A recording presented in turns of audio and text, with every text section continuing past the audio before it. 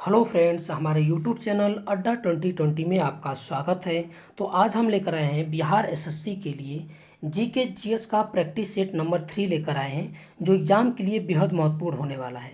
इसमें जो है हम बिहार स्पेशल और जीके जीएस दोनों जो है कवर करेंगे। तो आइए हम लोग एक एक करके स्टार्ट करते हैं। पहला क्वेश्चन आपसे पूछ रहा है कि हाल ही में पर्यटन विभाग बिहार सरकार के द्वारा शेरशाह सूरी महोत्सव का आयोजन कहाँ किया गया था। तो कहाँ किया गया था, तो ये आपका रोहतास में किया गया था। ठीक है, ये रोहतास में किया गया था। आगे क्वेश्चन है कि बिहार के किस स्थान पे आईटीसीटी विकसित किया जाएगा। तो ये आपका कहाँ पर किया जाएगा, तो ये आपका राजगीर में। ठीक है, राजगीर में जो है आईटीसीटी जो है विकसित किया जाएगा। आगे क्वेश्चन कि हाल ही में बिहार के किस खिलाड़ी का चयन Asia Pacific deaf badminton championship के 6ठे संस्करण में किया गया था। तो किनका किया गया था, ऋतिक आनंद का। ठीक है, किनका, ऋतिक आनंद का। आगे क्वेश्चन कि हाल ही में बिहार के पुनौरा धाम को स्वदेश दर्शन योजना के रामायण सर्किट में शामिल किया गया। यह जो स्थान है किस जिले में स्थित है। तो ये कहाँ पर है, तो ये सीतामढ़ी में है। ठीक है, कहाँ पर है, ये सीतामढ़ी में है। आगे के बिहार के किस स्थान पे लॉजिस्टिक पार्क विकसित किया जाएगा। किस स्थान पे किया जाएगा, तो ये आपका किया जाएगा फतुहा में। कहाँ पर, ये फतुहा में किया जाएगा। आगे क्वेश्चन की हाल ही में आई पुस्तक the legend of Birsa Munda के लेखक कौन है। तो the legend of Birsa Munda के लेखक कौन है, तुहिन ए सिन्हा है। ठीक है, तुहिन ए सिन्हा जो है इसके लेखक हैं।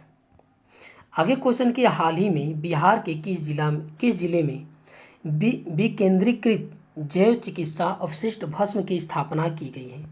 तो आपका ये कहाँ पर किया गया है, तो ये किया गया है बक्सर में। ठीक है, कहाँ पर, बक्सर में। आगे क्वेश्चन के किस जिला में भिखारियों द्वारा स्थापित बैंक राष्ट्रीय स्तर पे चर्चा में है। ठीक है, तो कहाँ पर जो है भिखारियों द्वारा स्थापित बैंक राष्ट्रीय स्तर पर जो है ये चर्चा में है। तो ये आपका मुजफ्फरपुर में। ठीक है, कहाँ पर, मुजफ्फरपुर में ये है आपका चर्चा में। आगे हम लोग देखते हैं, अगला क्वेश्चन है कि हाल ही में बिहार के किस भाषा के प्रसिद्ध लेखक गीतकार रविंद्रनाथ ठाकुर का निधन हो गया। ठीक है, तो ये किस भाषा के थे, तो ये आपके थे मैथिली। ठीक है, किस भाषा के थे, मैथिली भाषा के थे। आगे क्वेश्चन है कि बिहार के किस जिले में बुद्ध सम्यक दर्शन संग्रहालय एवं बुद्ध स्मृति स्तूप का निर्माण किया जा रहा है। तो ये आपका कहाँ पर किया जा रहा है, तो ये वैशाली में किया जा रहा है। ठीक है, बुद्ध सम्यक दर्शन संग्रहालय एवं बुद्ध स्मृति स्तूप का निर्माण किया जा रहा है। आगे क्वेश्चन कि बिहार में कहाँ पर अंतर्राष्ट्रीय पितृपक्ष मेला का आयोजन किया जाएगा। तो कहाँ पर किया जाएगा, तो ये आपका किया जाएगा पुनपुन में। ठीक है, कहाँ पर किया जाएगा, पुनपुन में। आगे क्वेश्चन कि बिहार का नीमा गांव में फिल्म सिटी का निर्माण किया जा रहा है। तो ये कहाँ पर स्थित है, तो ये आपका कहाँ पर स्थित है, तो ये आपका राजगीर में है। ठीक है, कहाँ पर है, ये राजगीर में है।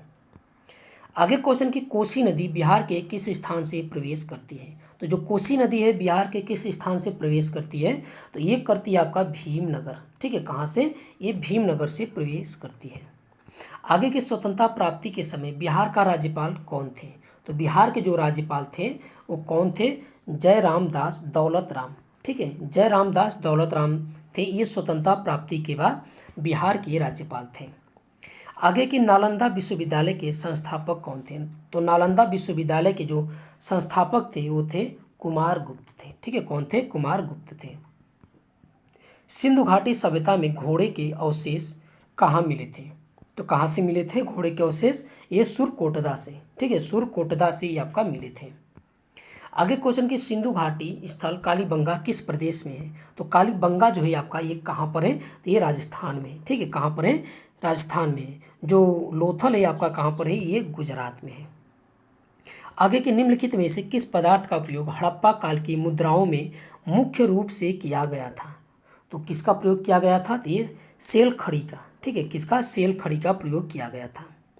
सिंधु घाटी सभ्यता के लोगों का मुख्य व्यवसाय क्या था। तो सिंधु घाटी सभ्यता के लोगों का जो मुख्य व्यवसाय था ये व्यापार था, सिंधु घाटी की सभ्यता के लोगों के। ठीक है, आगे की सिंधु सभ्यता के घर किसके बनाए जाते थे।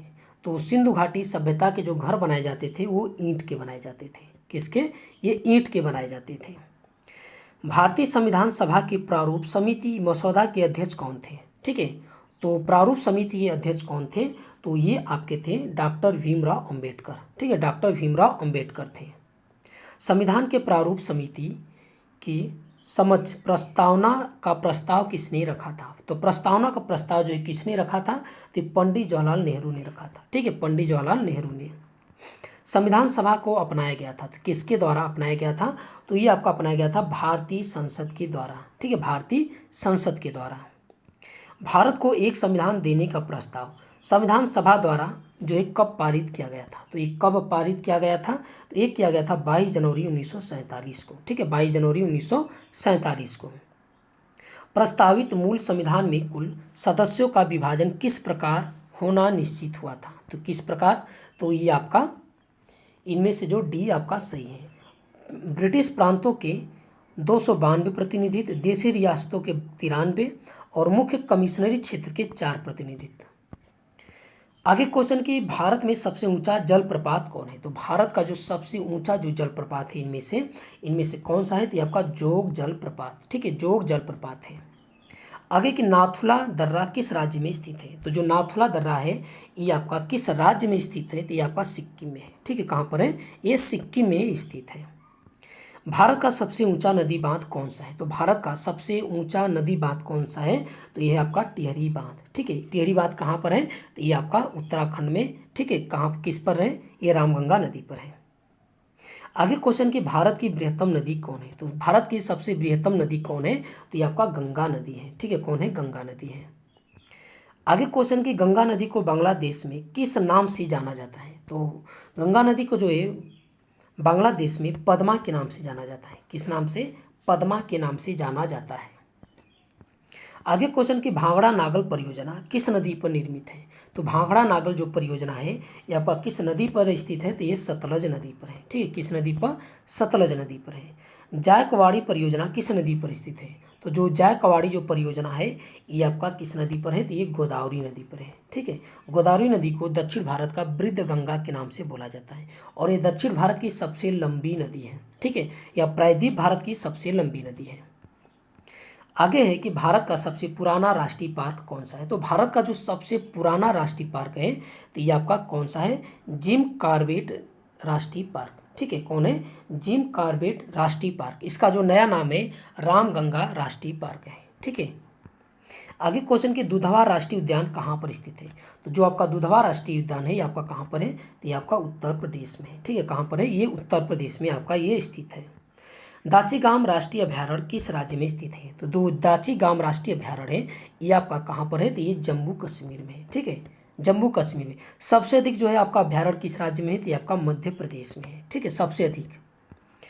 आगे क्वेश्चन की दाचीगाम राष्ट्रीय अभ्यारण्य किस राज्य में स्थित है? तो ये भी आपका कहाँ पर है? ये रिपीट क्वेश्चन है, ये जम्मू कश्मीर में है।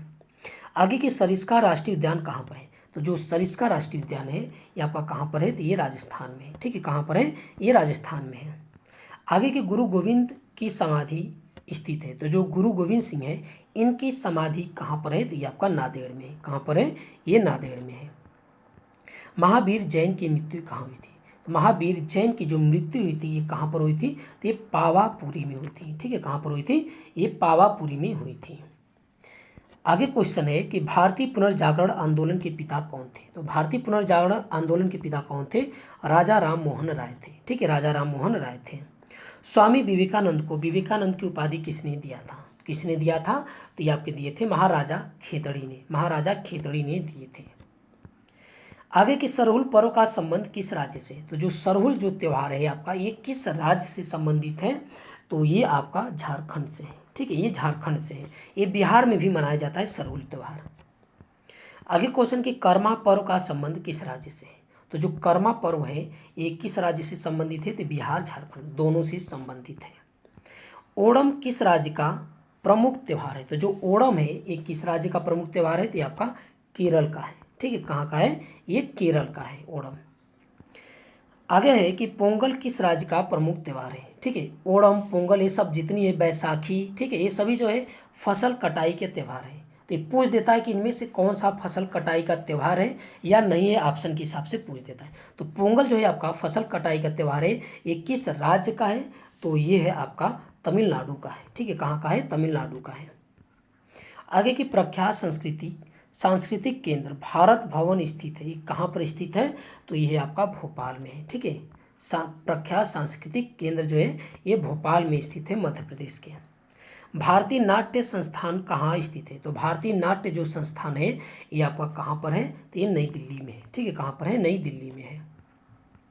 एशियाटिक सोसाइटी कहाँ स्थित है? तो जो एशियाटिक सोसाइटी है ये आपका कहाँ पर स्थित है? तो ये कोलकाता में है। ठीक है, कहाँ पर है? ये कोलकाता में है। अच्छा, बेलूर मठ भी जो है कहाँ पर है? ये कोलकाता में है। ठीक है, ये बंगाल में है।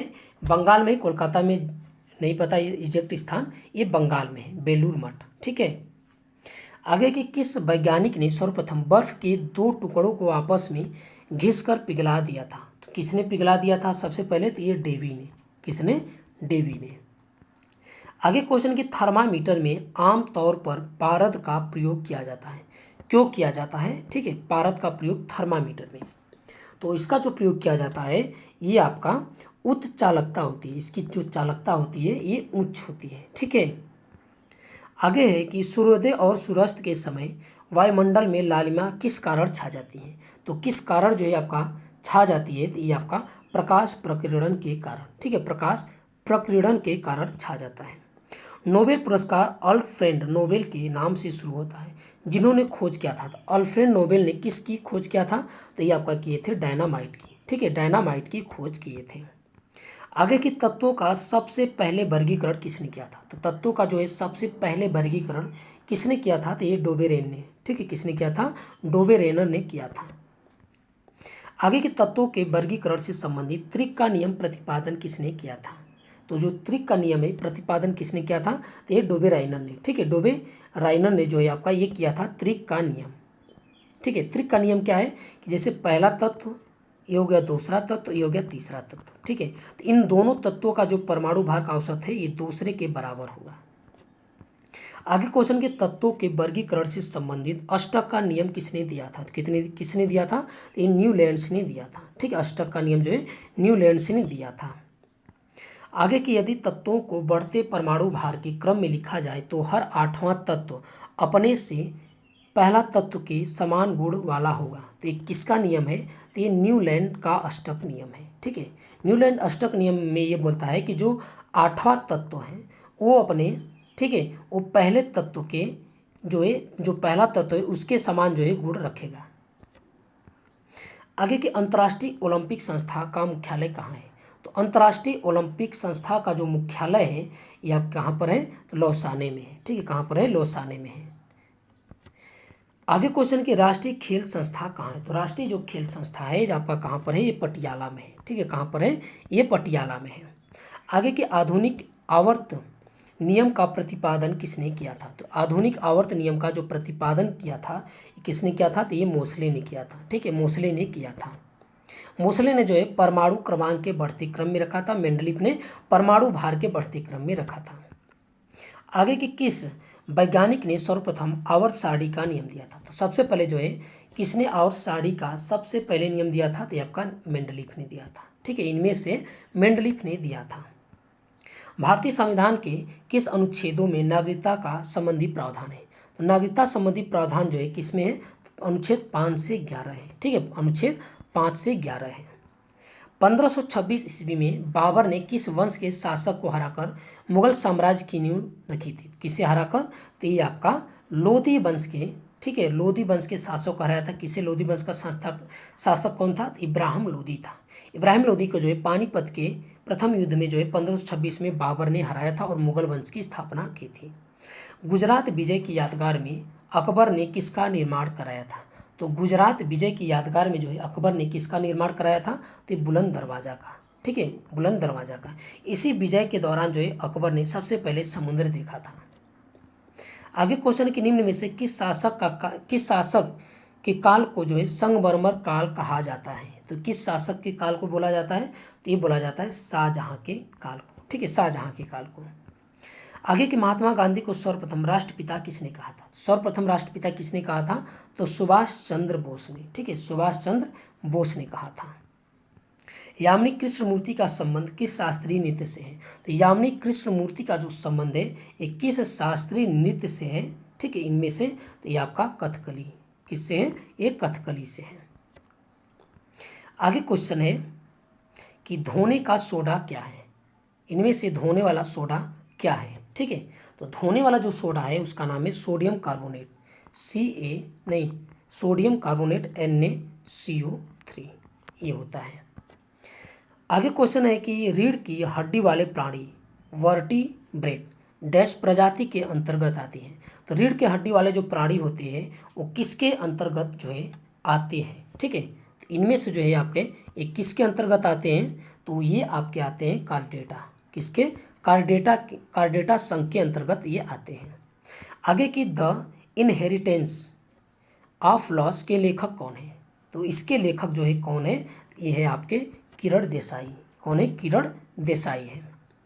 आगे क्वेश्चन है कि निम्नलिखित में से किस राज्य ने सर्वप्रथम पंचायत राज्य अपनाया था, तो किसने अपनाया था, तो ये आपका राजस्थान ने, सबसे पहले जो है पंचायत राज राजस्थान ने अपनाया था।